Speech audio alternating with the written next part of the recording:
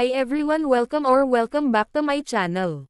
Kim Chu nalungkot sa pagpanaw ng sikat na Taiwanese na si Sanchai na isa sa mga bida ng Meteor Garden.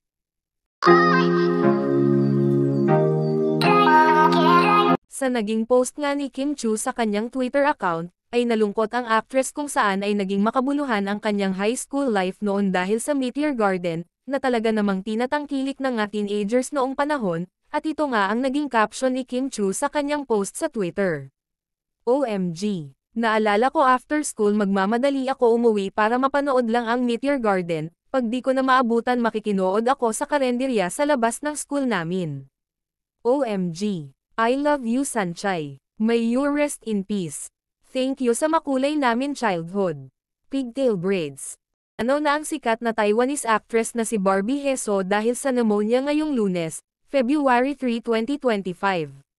Siya ay 48. Kinumpirma ang malungkot na balita ng kapatid ni Barbie, ang talk show host na si Hezou, sa pamamagitan ng kanyang agent.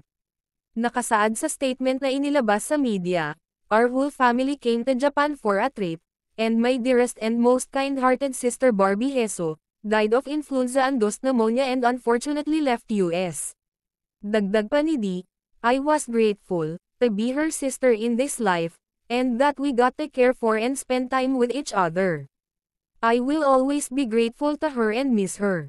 Si Barbie ay sumikat ng husto dahil sa pagganap niya bilang Sanchai sa phenomenal hit Taiwanese drama series na Meteor Garden noong 2001. Nakasama niya rito ang tinaguriang F4 na sina Jerry Yan, Dao Mingxi, Vic Zhou, Hua Zilei, Vanessa Wu, Mei Zuo, at Ken Chu, Chi-men. Naulila ni Barbie Hezou ang kanyang South Korean husband, ang singer na si DJ Koo Jun-yup, at ang kanyang 10-year-old daughter and 8-year-old son mula sa ex-husband na si Wang Xiaofei.